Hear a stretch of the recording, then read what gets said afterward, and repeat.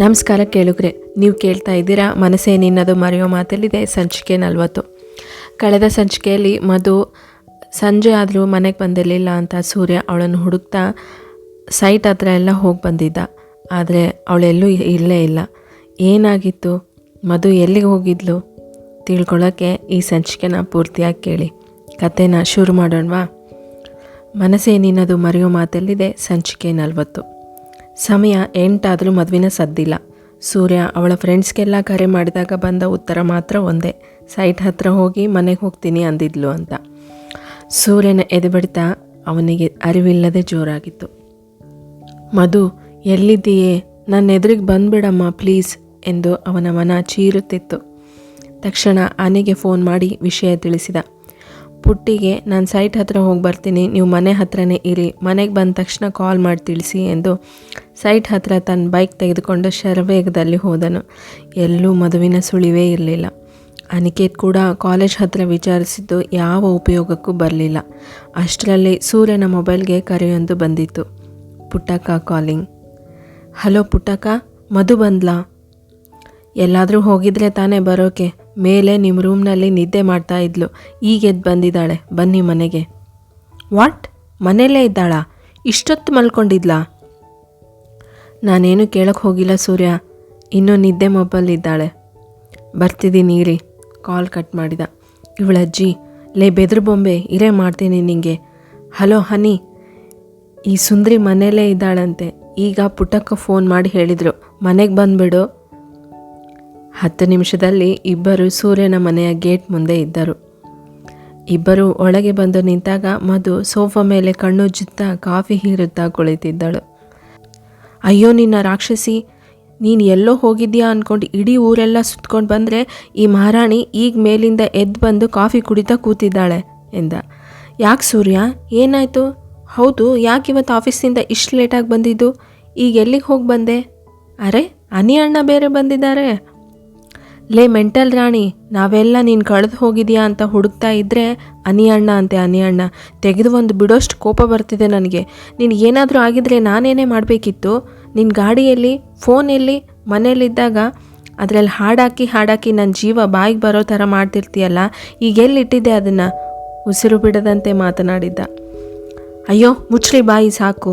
ನಾನೆಲ್ಲೂ ಹೋಗಿರಲಿಲ್ಲ, ನಿಮ್ಮ ರೂಮ್ನಲ್ಲೇ ಮಲ್ಕೊಂಡಿದ್ದೆ. ಅದು ಇವತ್ತು ಕಾಲೇಜ್ನಿಂದ ಸೈಟ್ ಹತ್ರ ಬರೋವಾಗ ಒಂದು ನಾಯಿ ಅಡ್ಡ ಬಂದು ಬಿದ್ದುಬಿಟ್ಟೆ. ಗಾಡಿಯಲ್ಲಿ ಮುಂದೆ ಫೋನ್ ಇಟ್ಕೊಂಡಿದ್ದೆ, ಫೋನ್ ಕೂಡ ಬಿದ್ದು ಹೋಯಿತು, ಆನ್ ಆಗ್ತಾನೇ ಇಲ್ಲ. ಚಪ್ಪಲಿ ಕೂಡ ಕಿತ್ತು ಹೋಯಿತು, ಬೆಚ್ಚು ಮೋರೆ ಹಾಕಿ ಹೇಳಿದಳು. ಬಿದ್ದ ಹೊಡೆತಕ್ಕೆ ಗಾಡಿಯ ಕನ್ನಡಿಯೆಲ್ಲ ಒಡೆದು ಹೋಗಿತ್ತು. ಆಮೇಲೆ ಅಲ್ಲೇ ಹತ್ತಿರದಲ್ಲೇ ರಿಪೇರಿ ಅಂಗಡಿ ಕಾಣಿಸ್ತು, ಗಾಡಿ ಕೊಟ್ಟು ಬಂದೆ. ಇಷ್ಟೇ ಆಗಿದ್ದು. ಅದನ್ನು ಮನೆಗೆ ಬಂದಮೇಲೆ ಹೇಳೋ ತಾನೆ, ಈ ಥರ ಹೋಗಿ ಮಲ್ಕೊಂಡ್ರೆ ಏನು ಅನ್ಕೋಬೇಕು ನಾನು? ನೋಡಿ ನಿಮಗೆ ನನ್ನ ಮೇಲೆ ಕಾಳಜಿನೇ ಇಲ್ಲ. ನನಗೇನಾದರೂ ಆಯ್ತಾ ಅಂತ ಒಂದು ಮಾತಾದರೂ ಕೇಳ್ತಿದ್ದೀರಾ? ಲೇ, ನಿನಗೋಸ್ಕರ ತಾನೇ ಇಷ್ಟೆಲ್ಲ ಅಲಿತು ಬಂದಿದ್ದು. ಏನಿಲ್ಲ, ನನಗೇನಾದರೂ ಆದರೆ ನಿಮ್ಮ ಮೇಲೆ ಬರುತ್ತೆ ಅನ್ನೋ ಭಯ ನಿಮಗೆ. ಮಧು, ಬೇಡ ಕಣೆ, ನನಗೆ ಕೋಪ ತರಿಸ್ಬೇಡ. ನಿನಗೇನಾಯಿತು ಅಂತ ನೋಡೋಣ ಬಾ ಇಲ್ಲಿ. ಇನ್ನೇನಾಗಿರುತ್ತೆ, ಕಾಲಿಗೆ ಕೈಗೆ ಗಾಯ ಮಾಡ್ಕೊಂಡು ಕೂತಿದ್ದೀನಿ ಅಷ್ಟೇ. ಇಲ್ಲಿ ಗಾಯಕ್ಕೆ ಹಚ್ಚೋ ಪೌಡರ್ ಸಿಗಲಿಲ್ಲ, ಅದಕ್ಕೆ ನಿನ್ನ ರೂಮಲ್ಲಿ ಹುಡ್ಕೊಂಡು ಹೋದೆ. ರೂಮ್ ತಣ್ಣಗಿದ್ದು ಸ್ವಲ್ಪ ಹೊತ್ತು ಮಲ್ಗೋಣ ಅನಿಸಿ ಮಲಗಿದ್ದೆ. ಮಧು ಅಕ್ಕ, ಸ್ವಲ್ಪ ಹೊತ್ತಾ? ಈಗ ಟೈಮ್ ಎಷ್ಟು ಗೊತ್ತಾ? 9 ಗಂಟೆ. ಸೂರ್ಯ ಮಾಮ 5 ಗಂಟೆಯಿಂದ ದಾರಿ ನೋಡ್ತಾ ಇದ್ರು. ಮಣಿ ಬಾಯಿ ತೆಗೆದ. ನೋಡೋ ಮಣಿ, ಹೇಳು ನಿನ್ನ ಅಕ್ಕನಿಗೆ, ಸರಿಯಾಗಿ ಹೇಳು, ಆಗ್ಲಾದ್ರೂ ಬುದ್ಧಿ ಬರಲಿ. ಪುಟ್ಟಿ ಅನಿ ಮಾತ್ರ ಇವರ ಕೋಳಿ ಜಗಳಕ್ಕೆ ಮೂಕ ಪ್ರೇಕ್ಷಕರು. ಗಂಡ ಹೆಂಡತಿ ಜಗಳ ಮಲ್ಗೋ ತನಕ ಅಂತ ಅವರಿಗೆ ಗೊತ್ತಿಲ್ವಾ? ನನ್ನ ತಪ್ಪೇನಿಲ್ಲ ಇದರಲ್ಲಿ, ನೀವು ಮನೆಯೆಲ್ಲ ಹುಡುಕಿದ್ರೆ ಸಾಕಿತ್ತು ಎಂದು ರೂಮ್ಗೆ ತೆರಳಿ ಬಾಗಿಲು ಢಮಾರ್ ಎಂದು ಸದ್ದು ಮಾಡುವಂತೆ ಹಾಕಿಕೊಂಡಳು. ಸಾರಿ ಮಗ, ನೀನು ಮನೆಗೆ ಹೋಗ್ತೀಯೇನೋ, ಹೋಗೋ. ಲೋ, ಇದನ್ನು ಹೇಳೋಕ್ಕೇನೋ ಮನೆಗೆ ಬಾ ಅಂತಿದ್ದು? ಅನಿಕೇತ್ ಅಂದ. ಅಲ್ಲ ಕಣೋ, ನಿಂದು ಏನು ಕೆಲಸ ಇತ್ತೋ ಏನೋ. ಅನಿ, ನೀನು ಆಪ್ತ ಮಿತ್ರದ ವಿಷ್ಣುವರ್ಧನ್ ಇದ್ದಂಗೆ ಕಣೋ, ನನಗೆ ಕಷ್ಟ ಅಂದರೆ ಸಾಕು ಬಂದುಬಿಡ್ತೀಯ. ಹಾಗಿದ್ರೆ ನಾಗವಲ್ಲಿ ಯಾರೋ ಅಂದ ತಕ್ಷಣ ಇಬ್ಬರು ಒಂದೇ ಸಮಯಕ್ಕೆ ಮಧು ರೂಮಿಗೆ ಹೊಕ್ಕು ಬಾಗಿಲು ಹಾಕಿಕೊಂಡಿದ್ದ ದಿಕ್ಕನ್ನೇ ನೋಡಿ ಜೋರಾಗಿ ನಕ್ಕು ಬಿಟ್ಟರು. ರಾ ಅಂತ ಕಾಯ್ತಾ ಇರ್ತಾಳೆ ಕಣೋ ಈಗ ನನ್ನ ನಾಗವಲ್ಲಿ ಎಂದ ಸೂರ್ಯ. ಅದೆಲ್ಲ ಬಿಡಪ್ಪ, ಆಮೇಲೆ ನೀವು ಏನಾದರೂ ಮಾಡ್ಕೊಳ್ಳಿ. ಅಲ್ವೋ ಸೂರ್ಯ, ಏನೋ ಇದು ಸರಿಗೆ ಮನೆಯೆಲ್ಲ ಹುಡ್ಕೋದಲ್ವೇನೋ, ನೀನು ಟೆನ್ಷನ್ ಮಾಡ್ಕೊಳ್ಳೋದಲ್ಲದೆ ನನಗೂ ಟೆನ್ಷನ್ ಕೊಟ್ಬಿಟ್ಟೆ. ಸಾರಿ ಕಣೋ, ಪಾಪ ನೀನು. ಅನಿ, ನಿನಗೆ ಗ್ಯಾರಂಟಿ ಒಳ್ಳೆ ಹುಡುಗಿ ಸಿಗ್ತಾಳೆ ಕಣೋ. ಬೇಡೋ ಮಗ, ನಮಗೆಲ್ಲ ಯಾರು ಬೀಳ್ತಾರೆ. ಮುಚ್ಚೋ ಬಾಯಿ, ನಿನಗೇನೋ ಕಮ್ಮಿ ಆಗಿದೆ? ಕಮ್ಮಿ ನನಗೇನೂ ಆಗಿಲ್ಲ ಮಗ, ಆದರೆ ಪಕ್ಕದಲ್ಲಿ ನೀನು ಇರ್ತೀಯ ಅಲ್ಲ, ಅದು ನನ್ನ ಪ್ರಾಬ್ಲಮ್. ಇಷ್ಟು ದಿನ ಕಾಲೇಜ್ನಲ್ಲಿ ನಿನ್ನ ಹಿಂದೆ ಹುಡುಗಿರು ಬೀಳ್ತಿದ್ರು, ಈಗ ಆಫೀಸ್ನಲ್ಲಿ. ಆ ಶ್ರಾವ್ಯ ಅಂತೂ ನೀನು ಬರೋದನ್ನು ಬಾಯಿ ಬಿಟ್ಕೊಂಡು ನೋಡ್ತಾ ಇರ್ತಾಳೆ. ನಿಜವಾಗ್ಲೂ ಮದುವೆ ಆಗಿದೆ ಅಂತ ಅನ್ಸೋದಿಲ್ವೇನೋ ನಾನು ನೋಡಿದರೆ? ಕ್ರಾಪ್ ತೀಡುತ್ತಾ ಕೇಳಿದನು. ಮಧು ಬಾಮ್ಮ, ಇಲ್ಲಿ ನಿನ್ನ ಗಂಡ ಯಾವುದೋ ಹುಡುಗಿ ಬಗ್ಗೆ ಮಾತಾಡ್ತಾ ಇದ್ದಾನೆ ನೋಡು, ಸ್ವಲ್ಪ ಜೋರಾಗಿ ಕೂಗಿದ ಅನಿಕೇತ್. ಲೋ ಮಗ, ಸುಮ್ಮನಿರೋ ಪ್ಲೀಸ್, ನಿನ್ನ ಕೈ ಮುಗಿತೀನಿ. ಈಗಾಗಲೇ ರಾತ್ರಿ ಎಲ್ಲ ರಂಸಿದ್ರು ಸರಿ ಹೋಗೋ ಹಾಗೆ ಕಾಣ್ತಿಲ್ಲ. ಇದನ್ನು ಬೇರೆ ಹೇಳಿ ನಾನು ಸಾಯಿಸ್ಬೇಡ್ವೋ? ಹಾಗೆ ಬಾ ದಾರಿಗೆ ಮಗನೇ. ಸರಿ, ನಾನು ಮನೆಗೆ ಹೋಗ್ತೀನಿ, ಬಾಯ್. ಅದೇನು ಗಂಡ ಹೆಂಡ್ತಿನೋ, ಚಿಕ್ಕ ಮಕ್ಳಿಗೆ ಮದುವೆ ಮಾಡಿಸಿದ್ರೆ ಹೀಗೆ ಆಗೋದು ಎಂದು ಗೊಣಗುತ್ತಾ ಹೊರಟವ ಮತ್ತೆ ಬಂದು, ಸೂರ್ಯ, ಅದೇನೋ ಹಾಡು ಹಾಕಿ ನನ್ನ ಜೀವ ಬಾಯಿಗೆ ಬರೋ ಥರ ಮಾಡ್ತೀಯಾ ಅಂತ ಹೇಳ್ತಿದ್ದೆ, ಹಾಗಂದ್ರೇನೋ?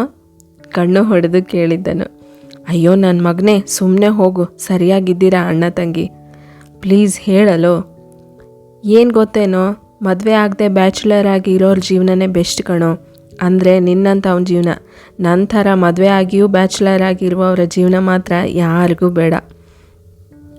ಪಾಪ ಕಣೋ ಸೂರ್ಯ, ಎಂಜಾಯ್ ಮಾಡು, ಬಾಯ್. ಊಟ ಮಾಡ್ಕೊಂಡು ಹೋಗ್ಬಿಡೋ, ನಮ್ಮ ಪುಟ್ಟಕ್ಕನ ಕೈ ರುಚಿ ನೋಡುವಂತೆ. ಇಲ್ಲ ಕಣೋ, ಅಪ್ಪ ಬೆಂಗಳೂರಿಗೆ ಹೋಗಿದ್ದಾರೆ ಯಾವುದೋ ಕೇಸ್ ಮೇಲೆ, ಅಮ್ಮ ಒಬ್ಬರೇ ಇದ್ದಾರೆ, ಊಟಕ್ಕೆ ಕಾಯ್ತಾ ಇರ್ತಾರೆ. ಇನ್ನೊಂದು ಸಾರಿ ಮಗ, ಬಾಯ್ ಎಂದು ಹೊರಟ. ಅವನನ್ನು ಗೇಟ್ ತನಕ ಬಿಟ್ಟು ಬಂದ ಸೂರ್ಯ. ಪುಟ್ಟಿ ಇವರ ಜಗಳ ನೋಡಲಾಗದೆ ಅದಾಗಲೇ ಊಟದ ತಯಾರಿಯಲ್ಲಿದ್ದಳು. ಪುಟ್ಟಕ್ಕ, ಅಡುಗೆ ಆದಮೇಲೆ ಹೇಳಿ, ನಾನು ರೂಮ್ನಲ್ಲೇ ಊಟ ತೊಗೊಂಡು ಹೋಗ್ತೀನಿ. ಈ ಮಹಾರಾಣಿಗೆ ಬೆಣ್ಣೆ ಹಚ್ಚಿ ತಿನ್ನಿಸ್ಬೇಕಿವತ್ತು ಎಂದು ಅಡುಗೆ ತಯಾರಾಗುವವರೆಗೂ ಮಣಿಯ ಜೊತೆ ಆಟವಾಡುತ್ತಾ ಕುಳಿತನು. ಇತ್ತೀಚೆಗೆ ಅವನ ಇಷ್ಟದ ಕೆಲಸದಲ್ಲಿ ಇದೊಂದಾಗಿತ್ತು. ಲೇ ಹೆಂಡ್ತಿ, ಏನೇ ಮಾಡ್ತಿದೀಯಾ? ತೆಗಿಯೇ ಬಾಗಿಲು. ಇದು 4ನೇ ಬಾರಿ ಸೂರ್ಯ ಬಾಗಿಲು ಬಡಿಯುತ್ತಿರುವುದು.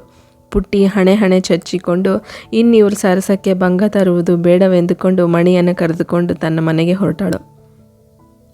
ಮುದ್ದು, ಪ್ಲೀಸ್ ಕಣೆ, ನೀನು ತೆಗ್ದಿಲ್ಲ ಅಂದರೆ ನನ್ನ ನಾಣೆ ನೋಡು ಹೇಳಿ 10 ಸೆಕೆಂಡ್ ಆಗಿತ್ತಷ್ಟೇ ಬಾಗಿಲು ತೆಗೆದಳು. ಛೇ, ಈ ಮಾತು ಮೊದಲೇ ಹೇಳಬೇಕಿತ್ತು. ಪುಟ್ಟಕ್ಕನ ಮುಂದೆ ನನ್ನ ಮರ್ಯಾದೆ ಹೋಗೋದಾದರೂ ತಪ್ತಿತ್ತು ಎಂದುಕೊಂಡ ಮನಸ್ಸಲ್ಲೇ. ಮಧು, ಬೇಜಾರಾಯ್ತಾ? ಸಾರಿ ಕಣೆ, ನೀನು ಹಿಂಗೆ ಅಂತ ಒಂದು ಮಾತು ಹೇಳಿದರೆ ನಾನು ನಿನಗೆ ಬೈತಾನೇ ಇರಲಿಲ್ಲ. ಸಾರಿ ಕಣೆ. ಗೋಡೆ ಕಡೆ ಮುಖ ಮಾಡಿ ನಿಂತವಳನ್ನು ತನ್ನೆಡೆಗೆ ತಿರುಗಿಸಿಕೊಂಡು ಹೇಳಿದ. ಎಲ್ಲೆಲ್ಲಿ ನೋವಾಯಿತು ತೋರಿಸು ನೋಡೋಣ ಎಂದು ಅವಳ ಕೈ ಹಿಡಿದು ನೋಡುವವನನ್ನು ನೂಕಿ, ಏನು ಬೇಡ, ನಾನು ಸೇಫಾಗಿದ್ದರೆ ಸಾಕಲ್ವಾ ನಿಮಗೆ? ನಾನು ಸೇಫಾಗಿದ್ದೀನಿ, ಡೋಂಟ್ ವರಿ. ಮಧು, ಈಗ ಮಾತು ಬೇಡ, ಬಾ ಊಟ ಮಾಡೋಣ. ಏನು ಬೇಕಿಲ್ಲ, ಹಸಿವಿಲ್ಲ ನನಗೆ. ಈ ನಾಟಕ ಎಲ್ಲ ಸಾಕು, ಬಾ. ನಿನಗೆ ಹಸಿವಿಲ್ಲ ಅಂದರೆ ನಾನು ನಂಬಲ್ಲ. ಮಧ್ಯಾಹ್ನ ಅದೇನು ತಿಂದ್ಯೋ ಏನೋ. ಬರಲ್ಲ ರೀ, ಅಷ್ಟೇ. ಸರಿ, ಇಲ್ಲಿಗೆ ತಗೊಂಡು ಬರ್ತೀನಿ ಎಂದು ಹೋಗಿ ತಟ್ಟೆ ಹಿಡಿದು ಬಂದ. ಇವಳು ಕುತ್ತಿಗೆ ಅಲ್ಲಾಡಿಸಿದಳು. ಸುಮ್ಮನೆ ತಿಂದರೆ ಸರಿ ಈಗ. ಗದ್ರಿ ಅವನೇ ತಿನ್ನಿಸಿದ. ಅರ್ಧ ಊಟ ಆಗುವವರೆಗೂ ಮಾತಿರಲಿಲ್ಲ. ಅದಾದಮೇಲೆ ಮಧುವಿನ ಕಣ್ಣಲ್ಲಿ ನೀರು ತುಂಬಿ ತಟ್ಟೆ ಹಿಡಿದಿದ್ದ ಸೂರ್ಯನ ಕೈ ಮೇಲೆ ಬಿತ್ತು. ತಲೆ ಎತ್ತಿ ನೋಡಿದ. ಸಾರಿ, 1 ವಾರದಿಂದ ಎಕ್ಸಾಮ್ ಇತ್ತು ಅಂತ ಸರಿಗೆ ನಿದ್ದೆ ಮಾಡಿರಲಿಲ್ಲ, ಅದಕ್ಕೆ ಅಷ್ಟೊಂದು ನಿದ್ದೆ ಮಾಡಿಬಿಟ್ಟೆ. ಸರಿ. ಕೋಪನಾ? ಅದನ್ನೆಲ್ಲ ನಿನಗೆ ಬಿಟ್ಬಿಟ್ಟಿದ್ದೀನಿ ಮಧು. ಅಂದರೆ ಕೋಪ ಇಲ್ವಾ? ಇಲ್ಲ, ನೀನು ಊಟ ಮಾಡು ಮೊದಲು. ನೀವು? ನಿಂದಾದ್ಮೇಲೆ ಮಾಡ್ತೀನಿ. ಮಧು ಮಾತನಾಡದೆ ತಟ್ಟೆ ಖಾಲಿ ಮಾಡಿ ಅಡುಗೆ ಮನೆಗೆ ಹೋಗಿ ಸೂರ್ಯನಿಗೆ ಊಟ ತೆಗೆದುಕೊಂಡು ರೂಮಿಗೆ ಬಂದಳು. ನಾನೇ ಮಾಡಿಸ್ತೀನಿ ಎಂದು ತಾನೇ ತಿನ್ನಿಸಲು ಶುರುವಿಟ್ಟುಕೊಂಡಳು. ಸೂರ್ಯನದ್ದು ಅದೇ ಪರಿಸ್ಥಿತಿ. ತಿನ್ನಿಸುವವಳ ಕೈ ಹಿಡಿದು, ನಿಂಗೇನಾದರೂ ಆಗಿದ್ರೆ ಅಂತ ತುಂಬ ಭಯ ಆಗಿತ್ತು ಕಣೆ. ಆ ಪಿಂಕಿ ಹಾಗೂ ಅವಳಪ್ಪ ಬೇರೆ ಏನೇನೋ ಹೇಳಿದ್ರಲ್ಲ, ಅವರೇ ಏನಾದರೂ ನಿನ್ನ ಕಿಡ್ನಾಪ್ ಮಾಡಿದಾರೇನೋ ಅನ್ಸೋಕ್ಕೆಲ್ಲ ಶುರುವಾಯಿತು. ನಿಂದು ಇವತ್ತು ಎಕ್ಸಾಮ್ ಮುಗಿಯುತ್ತೆ, ಪಾನಿಪುರಿ ತಿನ್ನಿಸಿ ಒಂದು ಫಿಲ್ಮ್ ತೋರಿಸಿ ಕರ್ಕೊಂಡು ಬರೋಣ ಅಂತ ಬೇಗನೆ ಬಂದಿದ್ದೆ ಕಣೆ, ನೀನೇ ಇರಲಿಲ್ಲ. ಈಗ ಬರ್ಬೋದು ಅಂತ ಕಾದೆ. 8 ಗಂಟೆ ಆದರೂ ನೀನು ಸುಳ್ವಿಲ್ಲ, ಅದಕ್ಕೆ ಹುಡ್ಕೋಕೆ ಹೋಗಿದ್ದೆ. ಹೃದಯ ಎಷ್ಟು ಹೊಡೆದ್ಕೊಳ್ತಾ ಇತ್ತು ಗೊತ್ತಾ ನಿನಗೆ? ಈಗ ಬಂದು ಏನೇನೋ ಮಾತಾಡ್ತೀಯಲ್ಲ. ಸಾರಿ ರೀ, ಬೇಜಾರಾಯ್ತಾ? ಆಗದೆ ಇರುತ್ತಾ ಮಧು? ಹಾಗಿದ್ರೆ ಅದನ್ನು ನಾನು ಸರಿ ಮಾಡ್ತೀನಿ. ಬೇಗ ಊಟ ಮಾಡಿ ಒಂದು ಕಡೆ ಹೋಗಿ ಬರೋಣ ಎಂದು ಒಂದು ತುತ್ತು ಅವನ ಬಾಯಲ್ಲಿಟ್ಟಳು. ಎಲ್ಲಿಗೆ? ಪಾನಿಪುರಿ ಪ್ರೋಗ್ರಾಮ್ ಕ್ಯಾನ್ಸಲ್ ಆಯ್ತಲ್ಲ, ಅದಕ್ಕೆ ಐಸ್ ಕ್ರೀಮ್ ತಿನ್ನೋಕೆ ಹೋಗೋಣ. ಇಷ್ಟೊತ್ನಲ್ಲ? ಎಷ್ಟು ಮಜಾ ಇರುತ್ತೆ ಗೊತ್ತಾ. ಹೇಗಿದ್ರು ನಾಳೆ ಶನಿವಾರ ನಿಮ್ಮ ಆಫೀಸ್ ಇಲ್ಲ, ಒಂದು ಲಾಂಗ್ ರೈಡ್ ಹೋಗಿ ಬರೋಣ ನಿಮ್ಮ ಬೈಕ್ ಮೇಲೆ, ಹೇಗೆ ಉಬ್ಬೇರಿಸಿ ಕೇಳಿದಳು. ಈ ಚಳಿಯಲ್ಲಿ ಅದೆಲ್ಲ ಬೇಕೇನೆ? ಬೇಕು, please Surya, please please please. ಅವನ ಟೀ ಶರ್ಟ್ ಹಿಡಿದು ಎಳೆಯಲು ಶುರು ಮಾಡಿದಳು. ಸರಿ ಹೋಗೋಣ. ನಿಜವಾಗ್ಲೂ? ಹ್ಞೂ ಕಣೆ ಮೆಂಟಲ್, ನೀನು ಇಷ್ಟು ಮುದ್ದಾಗಿ ಕೇಳಿದರೆ ನಾನು ಯಾಕೆ ಬೇಡ ಅನ್ಲಿ. ಥ್ಯಾಂಕ್ಸ್ ರೀ, ಲವ್ ಯು, ಸಣ್ಣ ಧ್ವನಿಯಲ್ಲಿ ಹೇಳಿದಳು. ಏನಂದೆ? ಥ್ಯಾಂಕ್ಸ್ ಅಂದೆ ಅಷ್ಟೇ. ಇದೆಲ್ಲ ಬಿಟ್ಟು ಮೊದಲು ಮೈ ತುಂಬ ಬಟ್ಟೆ ಹಾಕ್ಕೊಂಡು ಬಾ. ಸ್ಲೀವ್ಲೆಸ್ ಟಾಪ್ ಹಾಕ್ಕೊಂಡು ಬಂದು ಚಳಿಯಲ್ಲಿ ನಡುಕ್ತಾ ನಿಂತರೆ ನಾನು ನನ್ನ ಜಾಕೆಟ್ ಕೊಡಲ್ಲ, ಈಗಲೇ ಹೇಳಿದ್ದೀನಿ. ಸಾಕು, ನನಗೆ ಅಷ್ಟು ಬುದ್ಧಿ ಇಲ್ವಾ? ನಾನು ಜಾಕೆಟ್ ಹಾಕ್ಕೊಂಡೇ ಬರ್ತೀನಿ. ಅಷ್ಟು ಬುದ್ಧಿ ಇದ್ದವಳು ಈ ಥರ ಕಾಣೆ ಆಗ್ತಾ ಇರಲಿಲ್ಲ. ನೋಡು ಸೂರ್ಯ, ಮತ್ತೆ ಅದನ್ನೇ ಮಾತಾಡಿದ್ರೆ ಸರಿ ಇರಲ್ಲ. ಮರ್ಯಾದೆ ಕರ್ಕೊಂಡು ಹೋಗಬೇಕೋ ಬೇಡವೋ? ನಾನು ಹತ್ಬಿಡ್ತೀನಿ ಅಷ್ಟೇ ಈಗ. ಇರಲಿ ಬದುಕು. ನಾನು ಪ್ಲೇಟ್ ಇಟ್ಟು ಪುಟ್ಟಕ್ಕನಿಗೆ ಹೇಳಿ ಬರುವಷ್ಟರಲ್ಲಿ ಬಟ್ಟೆ ಹಾಕ್ಕೊಂಡು ರೆಡಿಯಾಗಿರು. ಆಮೇಲೆ ಹೊರಗೆ ಹೋಗು, ನಾನು ಬಟ್ಟೆ ಬದಲಿಸ್ಬೇಕು ಅಂತೆಲ್ಲ ರಾಗ ತೆಗೆದ್ರೆ ನಾನು ಕೇಳಲ್ಲ, ಅರ್ಥ ಆಯ್ತಾ ಎಂದು ಅವಳ ಹಣೆಗೆ ಹಣೆ ಒತ್ತಿ ಕೊನೆಯ ಸಾಲನ್ನು ಪಿಸು ನುಡಿಯಲ್ಲಿ ಹೇಳಿ ಹೋದನು. ಸಾಕು ಮಧು, ಈಗಾಗಲೇ 2 ಐಸ್ ಕ್ರೀಮ್ ತಿಂದಿದ್ದೀಯಾ, ಶೀತ ಆಗುತ್ತೆ ನೋಡು. ಆಗಲಿ ಬಿಡಿ ಸೂರ್ಯ, ಹೇಗಿದ್ರೂ ರಜೆ ಇದೆ. ಕೋತಿ ನೀನು, ಹುಷಾರಿಲ್ಲದೆ ಕೂತ್ರೆ ಮಡಿಕೇರಿಗೆ ಹೋಗೋದು ಯಾವಾಗ? ಏನು ಮಡಿಕೇರಿಗ? ಕಣ್ಣು ಬಾಯಿ ಅಗಲಿಸಿಕೊಂಡು ಕೇಳಿದಳು. ಎಸ್ ಮೈ ಡಿಯರ್ ಹೆಂಡ್ತಿ, ಲಾಂಗ್ ರೈಡ್ ಶುರು ಮಾಡೋಣವಾ? ಸೀರಿಯಸ್ಲಿ? ಬಾಯಿ ಮುಚ್ಚೆ ಮೆದ್ರು ಬೊಂಬೆ, ನಿಜವಾಗ್ಲೂ ಪ್ರಾಮಿಸ್. ವಾವ್ ಸೂರ್ಯ, ನಿಮ್ಗೆ ಈ ಥರದ ಯೋಚನೆಗಳೆಲ್ಲ ಬರುತ್ತಾ? ಯಾಕೆ ಹಾಗೆ ಕೇಳ್ತಿದ್ಯಾ? ಜೀವನನ ಎಂಜಾಯ್ ಮಾಡೋ ಆಸೆ ನಮಗೂ ಇದೆಯಮ್ಮ.